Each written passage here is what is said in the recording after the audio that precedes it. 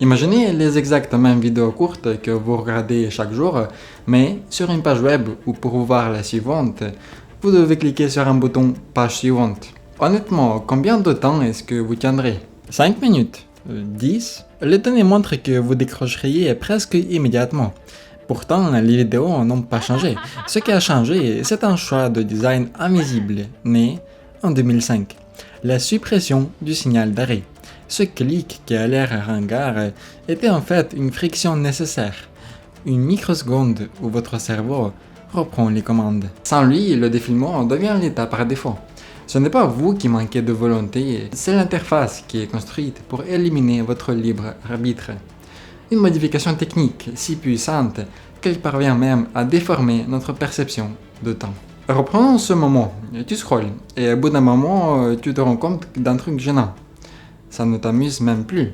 Les vidéos défilent, tu ne ris plus, tu ne ressens presque rien, et pourtant ton pouce continue, encore une. Tu connais ce fameux juste une dernière, qui en appelle 40 autres. Alors, la première explication vient de je manque de volonté, ou je suis faible, je suis accro quoi. Ouais. On se tape un peu sur les doigts, on se promet de faire mieux demain. Sauf que là, les chercheurs font une distinction importante.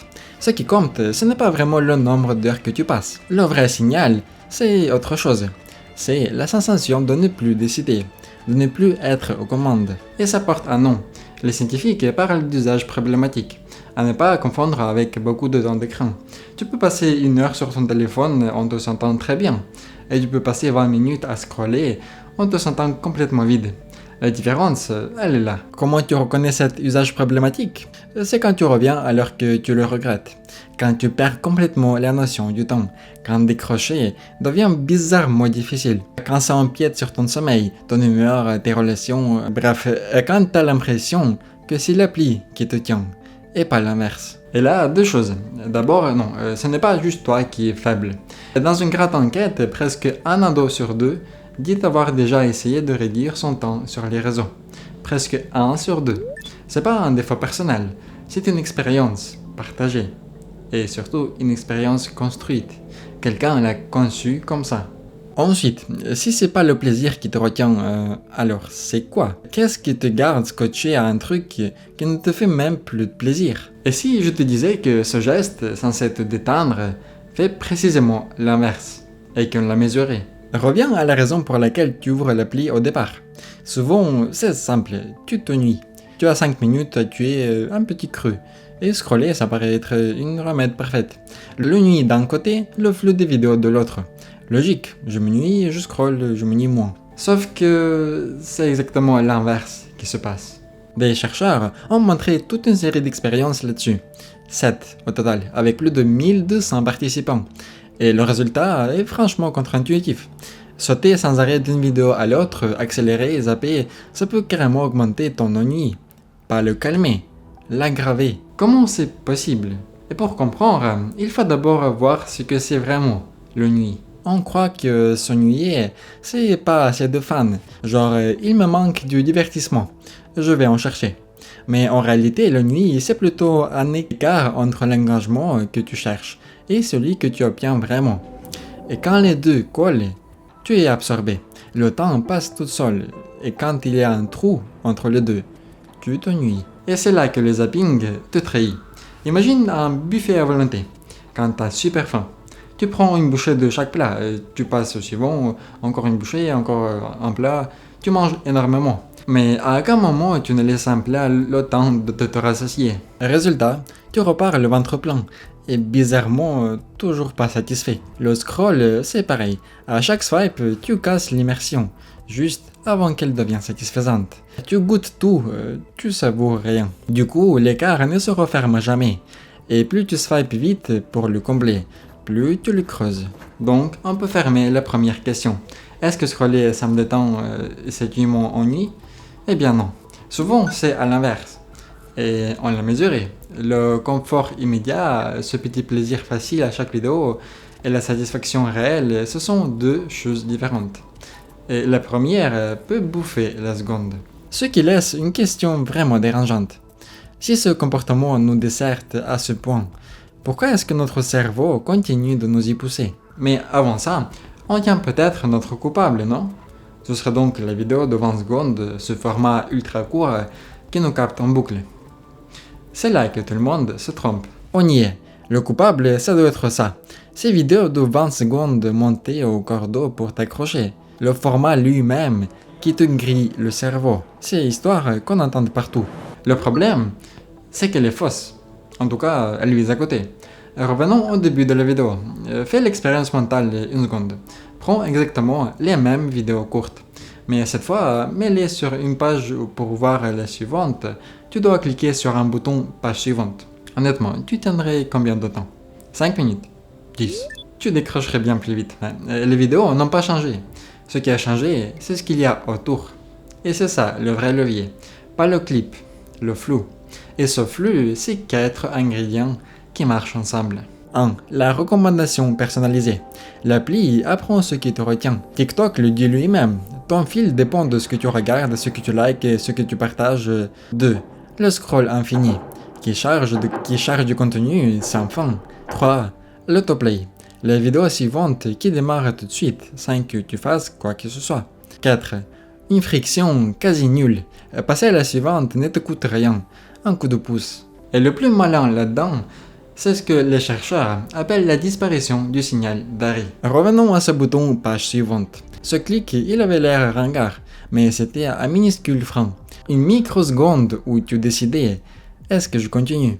Un point d'arrêt naturel. Le scroll infini, lui, ramène ce coup presque à zéro.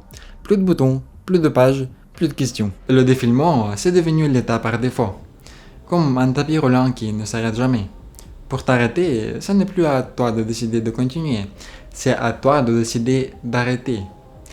Et ça, c'est beaucoup plus dur. Du coup, cette fameuse sensation « j'ai ouvert pour 5 minutes, je relevais la tête 45 minutes plus tard », ce n'est pas juste un manque de volonté, c'est en bonne partie un effet de design. Et des travaux relient précisément ce Bing scrolling à une perte de contrôle ressentie, avec un goût de regret. On peut donc fermer la deuxième question. C'est la faute des vidéos courtes? Non, c'est la faute du système qui les enchaîne sans jamais te tendre la sortie. Mais comment un truc aussi bête qu'un bouton manquant peut te tenir 3 à 4 heures? Et pour le comprendre, il faut regarder dans la tête. Et surtout, oublie tout ce qu'on t'a raconté sur la dopamine. Tu l'as forcément entendu ce discours. TikTok t'inonde de dopamine. C'est one shot à chaque vidéo. T'es accro à la molécule du plaisir. Ça sonne scientifique, ça fait peur, et c'est à côté de la plaque.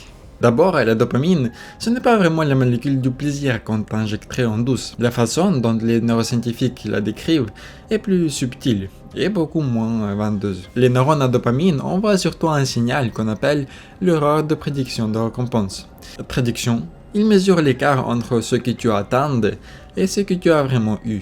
Et à quoi ça sert? À apprendre. Prends un exemple tout bête. Un compliment auquel tu t'attendais. Ça fait plaisir, mais sans plus. Un compliment que tu n'avais pas vu venir, là, ça te marque. La surprise. Le « tiens, c'était mieux que prévu ». C'est ça le signal fort. Et ce signal dit à ton cerveau une seule chose. Ça, c'était bien, refais-le. La dopamine, ce n'est pas une drogue qui t'endort.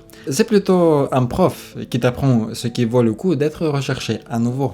Maintenant, applique ça à ton fil. Des travaux montrent que nos comportements en ligne suivent assez bien cette logique. Ce qui t'a gratifié hier prédit pas mal ce que tu vas refaire demain.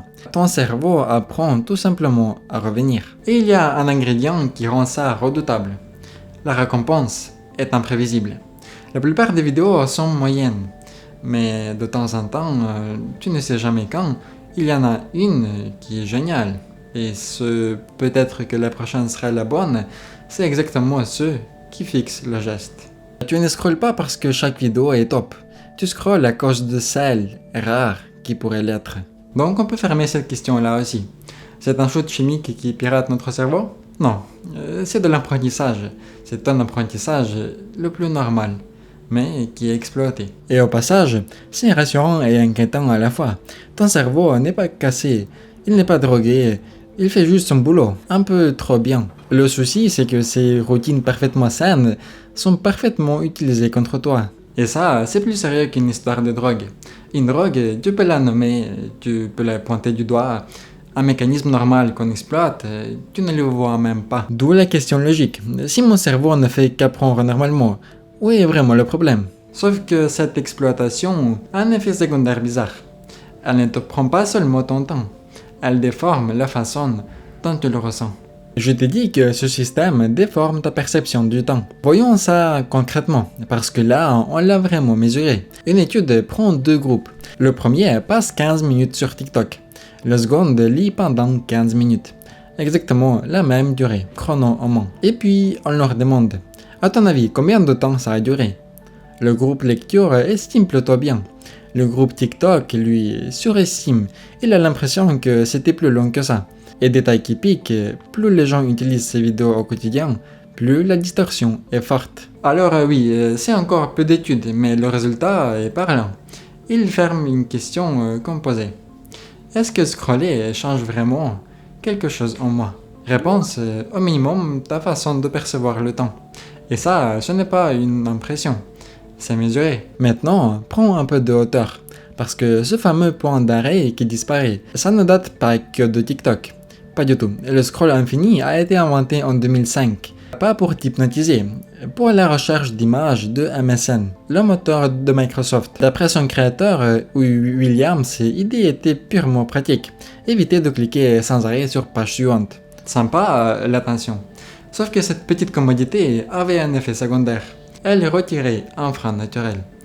Et des décennies plus tard, cet effet secondaire est devenu le cœur du réacteur. En vrai, quelqu'un avait vu venir le truc encore avant. Dès 1971, un chercheur Herbert Simon posait une idée simple. Et quand l'information devient hyper abondante, ce qui devient rare, c'est l'attention. Autrement dit, le vrai terrain de bataille, ce n'est pas les contenus, c'est ton temps de cerveau disponible. Et si tu déroules le fil, Simon, en 1971, pose l'idée. Le scroll infini est né en 2005. Vine lance le clip ultra court en 2013. TikTok arrive en 2016, devient mondial en 2018 et en 2020, Instagram et YouTube ripostent avec Reels et Shorts. En quelques années, un petit confort d'interface est passé d'un détail technique au centre de gravité de tout Internet. C'est ça le vertige.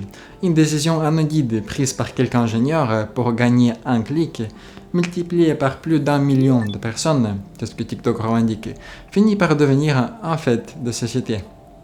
Personne n'a appuyé sur un bouton manipulant tout le monde. C'est juste un effet de design qui a grandi et grandi. Du coup, une question monte. Si ce truc vient d'aussi loin et nous déforme à ce point, c'est quoi l'ampleur réelle des dégâts? Arriver là, on pourrait crier à la catastrophe.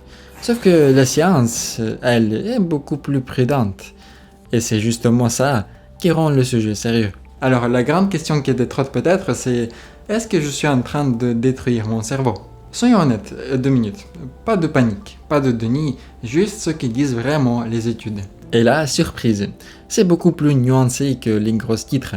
La plus grosse synthèse, certains compilent plus de 150 études, d'autres plus d'1 million de jeunes, trouvent bien des effets réels, mais modestes, petites. Il y a un piège énorme.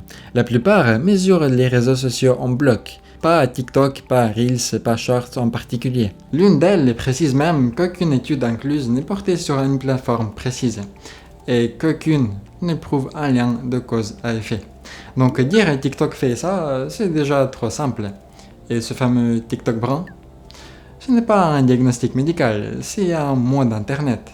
Les chercheurs qui l'utilisent disent eux-mêmes que sa compréhension scientifique n'est qu'à ses débuts. Donc, première réponse claire, non. Tu n'es probablement pas en train de déformer ton cerveau pour toujours, comme on l'entend. Rien ne le prouve. Mais, et c'est important, il reste deux trucs solides. D'abord, le signal le plus cohérent de toute la littérature, c'est le sommeil. Encore une vidéo du soir grignote tes nuits, souvent via la procrastination. Ensuite, les données dessinent une courbe en U. C'est l'usage modéré qui va le mieux.